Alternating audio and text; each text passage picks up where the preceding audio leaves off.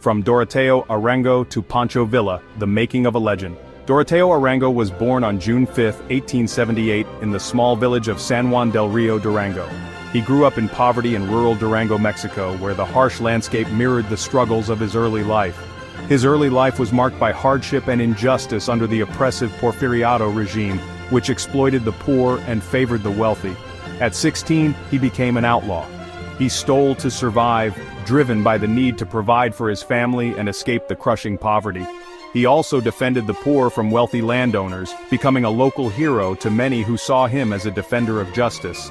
Doroteo Arango became Poncho Villa in 1910, a name that would soon become legendary.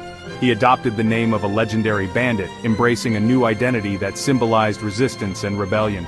He joined the Mexican Revolution against President Porfirio Diaz, fighting for the rights of the oppressed and the downtrodden. Villa's rebellion resonated with the common people, who saw in him a beacon of hope and a force for change. They saw him as a champion of the oppressed, a man who stood up against the injustices they faced daily. Villa's transformation from a fugitive to a revolutionary leader captivated the imagination of many, inspiring countless others to join the cause. He became a symbol of hope for the impoverished masses yearning for a better life, a legend whose legacy endures to this day.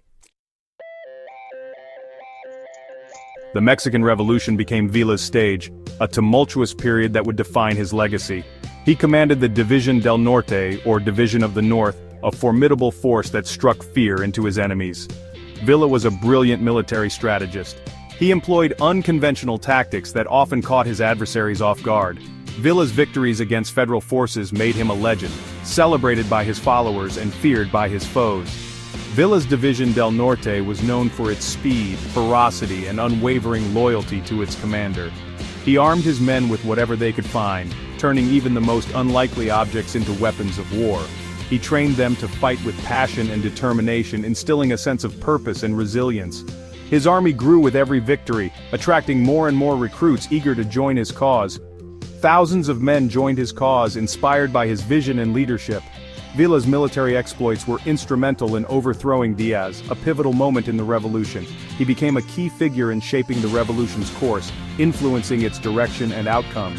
Villa's commitment to social justice resonated with the people, earning him widespread support and admiration. He redistributed land, printed money, and challenged the elite's power, forever altering the social landscape of Mexico. Poncho Villa, nicknamed El Centauro del Norte, or the Centaur of the North, was a charismatic leader. His presence was magnetic, drawing people to him with an almost mythical allure. He connected deeply with the common people, understanding their needs and aspirations. They saw him as one of their own, a leader who truly represented their struggles and dreams. Villa was a man of the people, sharing their struggles and aspirations. He often distributed food and resources to those in need. Despite his widespread popularity, Villa was a controversial figure, often making headlines for his actions. His methods were often brutal, and he did not shy away from using force. He was known for his ruthlessness towards his enemies, punishing them without mercy. Villa's enemies accused him of banditry and cruelty, painting him as a villain. They painted him as a bloodthirsty outlaw, a menace to society. Villa's actions were often driven by a desire for revenge and justice, a complex mix of motives. He had witnessed the suffering of his people firsthand, which fueled his determination. He was determined to avenge them and fight for their rights. Villa's brutality was a reflection of the revolution's violence, a turbulent time in history. In 1920, Villa made peace with the Mexican government. He retired to a hacienda in Chihuahua. However, his retirement was short-lived. He was assassinated on July 20, 1923. His death remains shrouded in mystery. Poncho Villa's legacy is complex and multifaceted. He remains a folk hero in Mexico. People admire his courage, charisma, and commitment to social justice. He is remembered as a symbol of the Mexican Revolution. Villa was a product of his time.